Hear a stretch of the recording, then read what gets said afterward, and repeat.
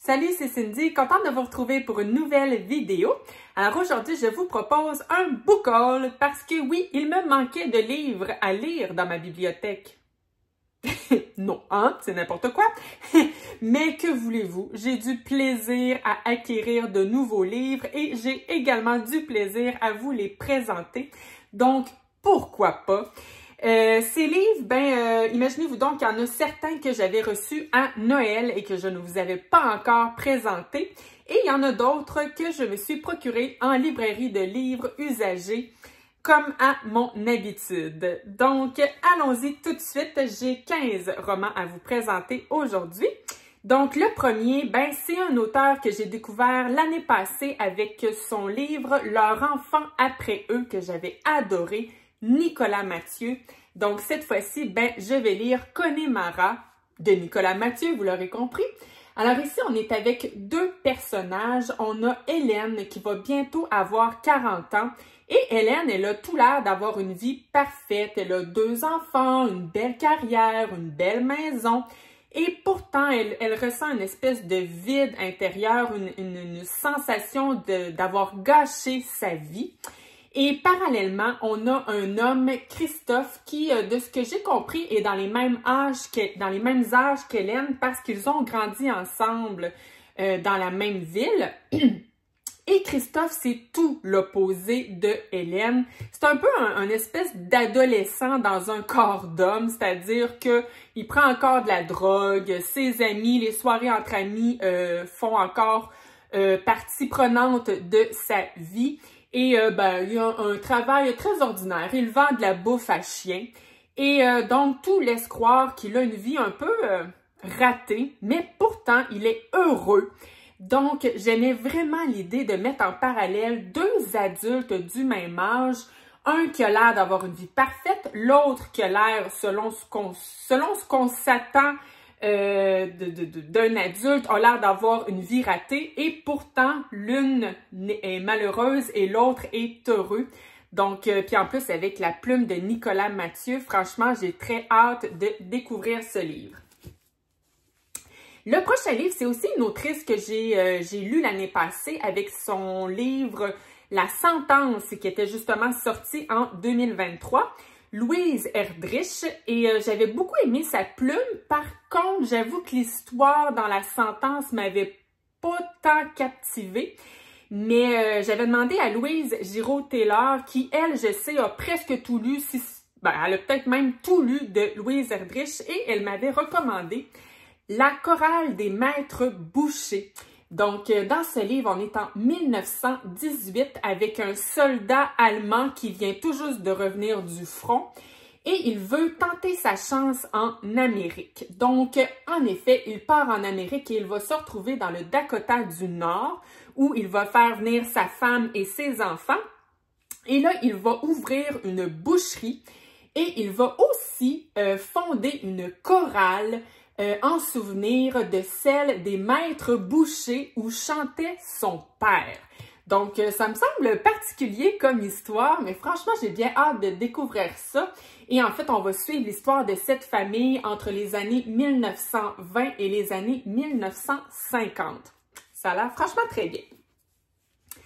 Le prochain livre, l'année passée, j'avais lu Nick Hornby. C'est un auteur que j'avais lu dans le passé. J'avais lu quelques-uns de ses livres. Et c'est un auteur que j'aime beaucoup. J'aime son humour. Ses livres me font sourire. Et donc, mais je n'ai jamais lu son plus connu. En tout cas, je pense que c'est son plus connu, Haute fidélité de Nick Hornby. Et ici, on est avec Rob qui a un peu plus de 30 ans. Et il vient juste de se faire laisser par sa blonde. Et là, il se dit, mais coudonc, est-ce que pour moi, j'ai rien compris aux femmes? Est-ce que je suis passée à côté de l'essentiel? Donc, il se pose toutes ces questions-là et il va dresser un top 10 de ses ruptures les plus déprimantes. Et connaissant Nick Hornby, moi, ce que j'aime avec lui, c'est qu'on est toujours avec des personnages un peu ratés, mais très attachant en même temps. Et moi, j'ai toujours le sourire aux lèvres, comme je pense que c'est ce que je vous ai dit au départ. En tout cas, je me répète peut-être, mais j'adore l'humour de Nick Hornby, donc ben hâte de découvrir celui-ci. Les 2 prochains livres, ben, je les ai achetés pas cher en librairie de livres usagés en me disant « à la Saint-Valentin, je pourrais faire une petite vidéo de romance quétaine. » Encore une fois, une idée que je n'ai jamais fait. Fait que là, ben, j'ai les 2 livres en question. Je les lirai à un moment donné. Donc, ces livres, c'est « Au-delà des mots » de Maya Banks. Alors, c'est le premier tome de la série Les Montgomery et les Armstrong. Alors, dans ce livre, on va être dans un mariage obligé. Donc, comment il s'appelle, non? Le roi, voilà, je cherchais c'était qui allait ordonner le mariage. C'est le roi qui ordonne le mariage entre Evelyn et Graham. Mais là, Graham, il est bien fâché d'être obligé d'épouser cette femme parce que non seulement c'est la fille de son plus grand ennemi, mais en plus, il trouve que cette fille en question a l'air idiote. Mais là, il va finalement se rendre compte que c'est pas vrai qu'elle est idiote, mais elle est plutôt malentendante. Donc, c'est un détail qu'il ignorait. Et suite à ça, ben, il va évidemment apprendre à la connaître. Et ben, c'est une femme, vous vous en douterez bien, extrêmement belle. Donc, ce mariage obligé, je pense, va finir par une histoire d'amour complètement passionnée, n'est-ce pas? Bon, en tout cas, c'est ce que je pense. Ça a l'air bien quétaine, mais une fois de temps en temps, moi, j'adore ça. Je sais pas vous, là, vous avez le droit de rire de moi si c'est pas le cas. Mais moi, je m'assume. Et l'autre livre qui est un peu dans le même genre, Le Flambeur de Sarah MacLean. Alors ici aussi, c'est le premier tome d'une saga qui s'appelle Le Cercle des Canailles. Alors, on est encore, imaginez-vous donc, dans une histoire de mariage obligé. Et cette fois-ci, c'est entre un jeune homme qui aime beaucoup le jeu. En fait, il joue toujours aux cartes et mise de grosses sommes d'argent. Et il va d'ailleurs tout perdre sa fortune. Et c'est ce qui va l'amener plusieurs années plus tard à être forcé. Je suis pas sûre qu'il est forcé en fait, mais dans le but de pouvoir reconquérir comment ça s'appelle, dans le domaine ancestral qu'il avait justement perdu à cause d'une dette de jeu, ben il va vouloir épouser la fille du nouveau propriétaire, si j'ai bien compris, qui s'appelle Pénélope. Mais là, ben, connaissant ce genre de livre, je me doute bien qu'encore une fois, on va être dans une histoire de mariage qui va finalement être, ben, comme j'ai dit à l'autre livre, complètement une histoire de passion. Voilà. Alors, laissons les livres quétaines de côté et passons maintenant à l'auteur qui a gagné le prix Goncourt en 2023. Par contre, c'est pas son titre qui lui a fait gagner le prix Goncourt que je me suis procuré parce que je suis tombée en librairie de livres usagés sur ce livre que j'ai envie de découvrir, 100 millions d'années et un jour de Jean-Baptiste Andréa. Et ici, on est en 1954 avec un paléontologue qui s'appelle Stan. Et Stan, ben, il est en fin de carrière, mais il a un dernier projet qu'il veut absolument réaliser et il va entraîner avec lui 2 autres scientifiques. Et donc, ils vont être 3 à partir dans ce projet qui, si j'ai bien compris, le but, c'est de retrouver le squelette d'un dinosaure qui a déjà existé.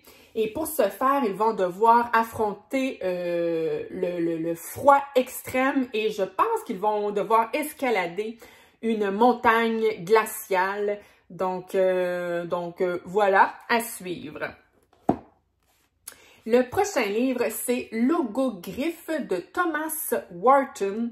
Alors ici, je vais être honnête avec vous, j'ai absolument rien compris de la 4e de couverture, mais en fait, je pense qu'on est dans un livre où justement, on oscille entre rêve et réalité. Je pense que c'est très flou. Je me demande s'il n'y a pas un peu de réalisme magique à travers tout ça.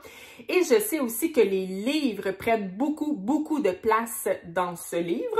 Et c'est ce qui m'a attirée d'ailleurs vers ce livre. Donc voilà, j'avais envie de découvrir ce petit livre publié chez Alto. Les 2 prochains livres, ben encore une fois, est-ce que ça va être un projet que je vais vraiment réaliser ou non? Je sais pas. Mais je me suis dit que ça serait bien de prendre des livres à lire au mois d'octobre pour faire un espèce de spécial pour l'Halloween. Donc, vous comprendrez que ce sont deux livres qui me paraissent plutôt effrayants. Donc, premièrement, Possession de Paul Tremblay.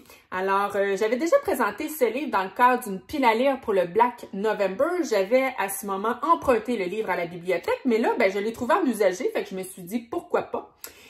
Parce que, à l'époque, j'avais pas eu le temps de le lire. Donc, dans ce livre, on est avec la famille Barrett qui vit dans une petite banlieue de Boston. Tout semble bien aller.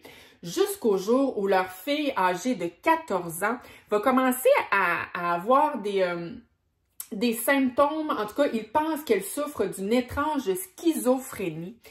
Et là, finalement, tout ça va un peu... plus ça va aller et plus les symptômes vont devenir de plus en plus angoissants. Et donc, cette famille va engager un prêtre pour effectuer un exorcisme sur leur petite fille. Et là, ce qui est bien malaisant et bizarre dans cette histoire, c'est qu'ils vont, étant donné qu'ils n'ont plus beaucoup d'argent, ils vont accepter l'offre d'une chaîne de télévision. Donc, en l'échange d'argent, vous l'aurez compris. Et cette chaîne de télévision va filmer l'exorcisme effectué sur leur petite fille. Ça a l'air plutôt glaçant comme histoire, glaçant et malaisant un peu, donc j'ai hâte de voir. L'autre livre, c'est L'Ange écarlate de Natacha Beaulieu. Alors ici, on est avec un homme, Jimmy Novak, qui, après une soirée avec une dominatrice qu'on appelle l'Ange écarlate. Donc, cette femme va le griffer et suite à ça, il va avoir de bizarres défaits qui vont se produire sur Jimmy. Alors, il va se rendre compte qu'il ne dort plus. Il ne mange plus et il commence à s'abreuver de son sang. Donc, je sais pas vous, mais moi, ça me fait penser pas mal à une histoire de vampire. Donc, voilà. Mais je pense que c'est plutôt original comme histoire de vampire. On n'est pas dans du Twilight. Là, je ris, mais j'ai adoré, moi, la tétralogie Twilight. Donc, mais que j'ai lu il y a longtemps, là, fait que je sais pas si je l'aimerais encore aujourd'hui. Mais bref, une petite histoire de vampire pour le mois d'octobre, me semble que ça va faire la job. Le prochain livre, c'est un auteur que je veux découvrir depuis longtemps. Fait que là, je me suis encore procuré une espèce de grosse brique de plus de 1000 pages. Quand est-ce que je vais lire ça? My God! Le temps où nous chantions de Richard Powers. Alors, dans ce livre, on est en 1939 et on est dans une histoire d'amour tout à fait improbable parce que on va être dans un mariage entre une jeune femme noire qui va épouser un juif allemand fuyant le nazisme. Et donc, ce couple va avoir 3 enfants et on va suivre l'histoire de cette famille sur plusieurs années. Et à travers ça, on va avoir le portrait d'un demi-siècle d'histoire américaine. Ça m'a un peu fait penser à Le Prince des Marais de Pat Conroy, qui était aussi une brique de plus de 1000 pages que j'avais adorée. Fait que, ouais, je pense que ça, c'est vraiment mon genre. C'est juste qu'il faut que je trouve le temps de lire ce gros livre. C'est juste ça l'affaire, mais sinon, il me tente bien gros. Ensuite, un livre de John Irving, parce que oui, l'année passée, j'avais lu L'œuvre de Dieu, la part du diable de John Irving que j'avais adoré. Fait que là, je me suis procuré une prière pour Owen. Et on nous dit en 4e de couverture que c'est un roman d'apprentissage prodigieusement bien bâti. Donc, j'aurais pu le mettre dans ma pile à lire roman d'apprentissage que je vous avais présenté en début d'année. Rien ne m'empêche de l'ajouter à cette pile à lire. Et l'histoire de ce livre, qu'est-ce que c'est? On est avec Owen qui a 11 ans, mais il est fait tout petit. Il a l'air d'avoir à peine 6 ans, même si pourtant, comme je vous dis, il a 11 ans. Et malgré sa petite enveloppe corporelle, c'est un jeune garçon qui a une volonté de faire. C'est aussi un jeune garçon qui a une foi absolue en Dieu. Et parallèlement à ça, on a un autre personnage qui s'appelle John. Et on va suivre toute la vie de John, de son enfance à son adolescence, sa vie de collégien, les premiers émois amoureux. Il va aussi faire la guerre du Vietnam. Bref, on va parcourir toute sa vie. Et là, ben, le lien qui unit ces deux personnages, John et Owen, ben, c'est une amitié absolument parfaite entre ces deux hommes. Donc voilà, bien hâte de découvrir ce livre. Le prochain livre, ben, je me suis dit que ce serait le genre de livre parfait à lire cet été en vacances. Les Fjords de Santorin, parce que, ben, de Nick Alexander, parce que dans ce livre, on voyage en Grèce et on est dans le fond, dans un voyage mère-fille avec Becky et Laura. Et là, de ce que j'ai compris, Becky ne connaît pas son père, elle ne l'a jamais connu, je pense. Et justement, lors de ce voyage en Grèce, Laura, qui est la maman, de ce que je comprends, elle a déjà habité en Grèce et je pense que c'est là qu'elle a rencontré le père de sa fille. Donc, d'après moi, le papa est grec. Et c'est pendant ce voyage, finalement, que plein de secrets vont ressurgir, plein de secrets de famille. Hein? Vous savez, comme j'aime les secrets de famille. Puis là, en plus, ben, on va être en Grèce. Il me semble que ce serait... Hein? Il me semble que ce serait très bien à lire cet été. Le prochain livre, ça aussi, c'est une autrice que je n'ai jamais lue, mais que je veux découvrir depuis longtemps, Barbara Kingsolver. Alors, je me suis procuré Des vies à découvert. Et ici, on suit deux personnages en parallèle qui vont un peu nous...